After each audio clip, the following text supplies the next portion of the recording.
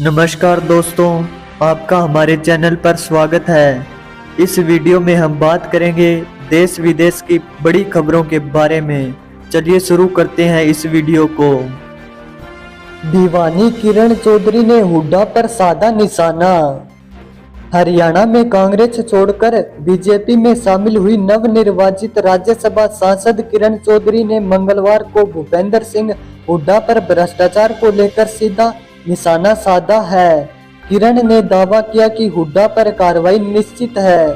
सैकड़ों करोड़ का घोटाला करने वाले भ्रष्टाचारी लोग बच नहीं सकते। उन्होंने लोगों से आह्वान किया कि बाप बेटे की पार्टी को सबक सिखा दें।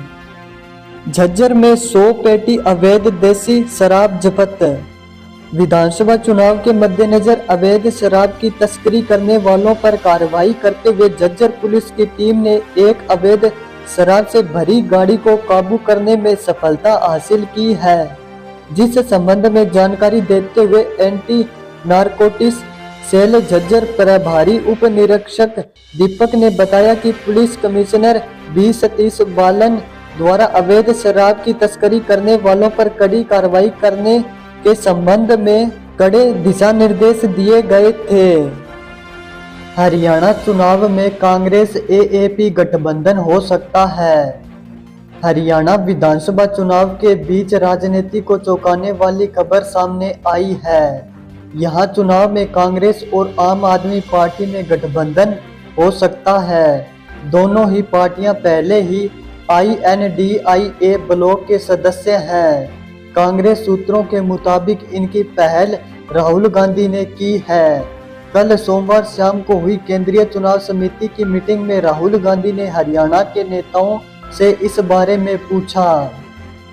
हरियाणा सीएम की सीट पर करनाल बीजेपी में उबाल।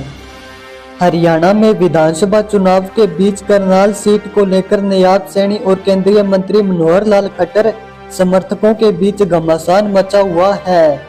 सीएम सैनी इसी सीट से चुनाव लड़ना चाहते हैं, लेकिन खट्टर समर्थक उन्हें दूसरी सीट पर जाने का जोर डाल रहे हैं। इसी वजह से उनके सीट बदलने की चर्चाओं को भी खूब गरमाया जा रहा है, जिसमें प्रदेश अध्यक्ष मोहन लाल बड़ौली तक कूद चुके हैं। शैलजा सुरजेवाला के विधानसभा चुनाव लड़ने पर फैसला आज। हरियाणा में कांग्रेस से सांसद कुमारी शैलजा और रणदीप सुरजेवाला भी विधानसभा चुनाव लड़ सकते हैं। इसको लेकर अंतिम फैसला आज शाम होने वाली कांग्रेस की केंद्रीय चुनाव समिति में फैसला होगा। इसमें जिन 41 सीटों पर चर्चा होनी है, उनमें सुरजेवाला की कैथल सीट भी शामिल है। वहीं शैलजा ने अभी किसी सीट पर दावेदारी नहीं जताई है। हालांकि चुनाव लड़ने की सूरत में वे अंबाला की मुलाना और सिरसा की कालावाली रिजर्व सीट से उम्मीदवार हो सकती है। हरियाणा में 5 बार एमएलए के नाती कांग्रेस में शामिल। हरियाणा के सिरसा में पूर्व विधायक लक्ष्मण दास अरोड़ा के नाती गोकुल सेतिया ने आज कांग्रेस ज्वाइन कर ली है। गोकुल सेतिया के कई दिनों से कांग्रेस में शामिल होने के कयास लगाए जा रहे थे। वह कई दिनों से दिल्ली के चक्कर लगा रहे थे। उनकी ज्वाइनिंग से साफ है कि कांग्रेस सिरसा से उनको विधायक सभा से उम्मीदवार बना सकती है। गोकुल सेतिया 2019 में आजाद लड़कर गोपाल कांडा को कड़ी टक्कर दे चुके हैं। रणजीत चौटाला कांग्रेस में शामिल हो सकते हैं। हरियाणा में बीजेपी ने बिजली मंत्री रणजीत चौटाला को टिकट देने से इनकार कर दिया है, जिसके बाद उन्होंने दिल्ली में डेरा डाल लिया है। यहाँ उनकी कुछ कांग्रेस के नेताओं से मुलाकात होने की चर्चा है।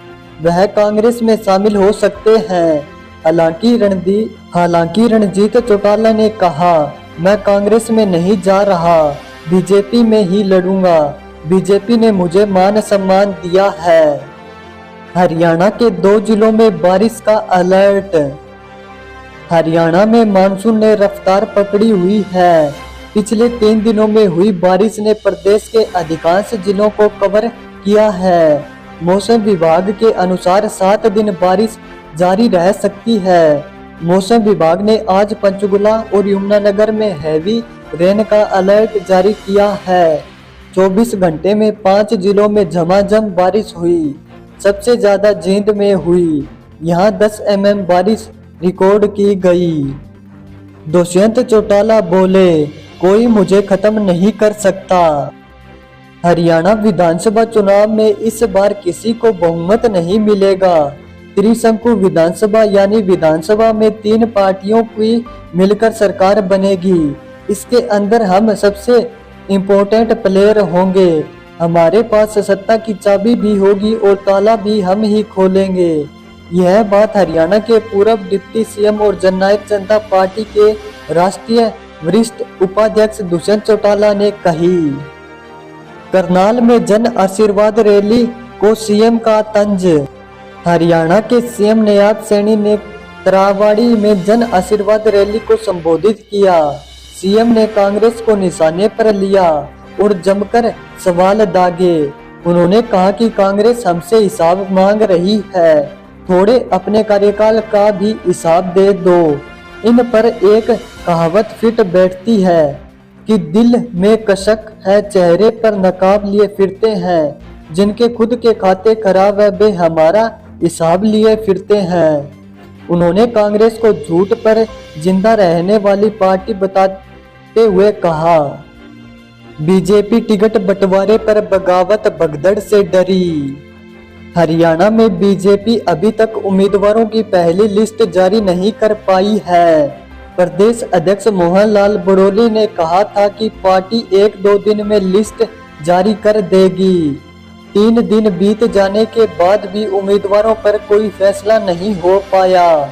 आज फिर बीजेपी नेताओं की दिल्ली में मीटिंग बुलाई गई। पार्टी सूत्रों के मुताबिक बीजेपी कांग्रेस की पहली लिस्ट का इंतजार कर रही है। बीजेपी का मानना है कि टिकट कटने के बाद नेताओं में भगदड़ मचेगी।